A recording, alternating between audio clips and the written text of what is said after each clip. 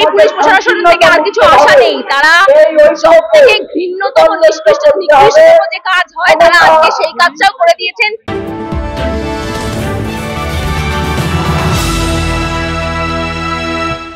তিলোত্তমার করুণাময়ী মোড় আজ এক অন্য চিত্রের সাক্ষী। হাতে জ্বলা মোমবাতি, মোবাইলের আলো আর হৃদয়ে একটাই সুর, ন্যায় বিচার চাই, আর দেরি নয়। বিধাননগর নাগরিক সমাজের ডাকে আরজি করের অভয়ার মৃত্যুর 1 বছর পূর্তিতে জমে উঠল মানববন্ধন। শহরের নানা প্রান্ত থেকে ছুটে এলেন সাধারণ মানুষ, সমাজকর্মী, শিক্ষার্থী, গৃহবধূ, প্রবীণ। সবাই এক হয়ে দাঁড়ালেন অন্যায়ের বিরুদ্ধে। আয়োজকদের বার্তা, এই লড়াই শুধু এক অভয়ার নয়, প্রতিটি নারীর নিরাপত্তা ও মর্যাদার দাবি।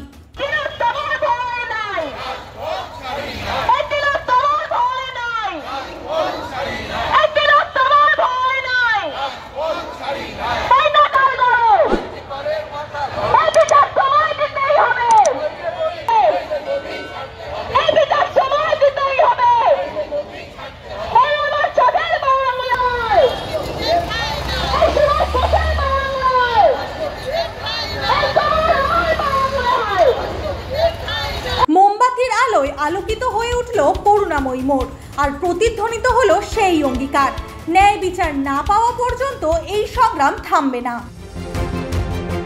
1 বছর হয়ে গেছে অভয়াকাণ্ডের। আমরা সবাই জানি গত 2024 সালের 9 অগস্ট ঘটনা ঘটেছিল। সেই দোষীদের আড়াল করতে পুলিশ যা যা করার সবকিছু করেছে এবং শেষমেশ আমরা দেখেছি মাত্র 1 জনের সাজা হয়েছে, বাকি সকলকে পুলিশ আড়াল করে দিয়েছে।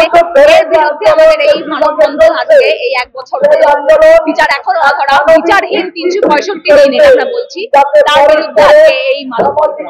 আমাদের এই পুলিশ প্রশাসন থেকে আর কিছু আশা নেই। তারা সব থেকে ঘৃণ্যতম নিষ্কৃষ্টতম যে কাজ হয় তারা আজকে সেই কাজটাও করে দিয়েছেন। কিছু নিরীহ মানুষ আজকে রাস্তায় নেমেছিলেন, আন্দোলন করেছিলেন, যাদের বিচার এখনো অধরা, তারা রাস্তায় নেমেছিলেন, সেখানে দাঁড়িয়ে অভয়ার মায়ের উপরে হামলা চালিয়েছে।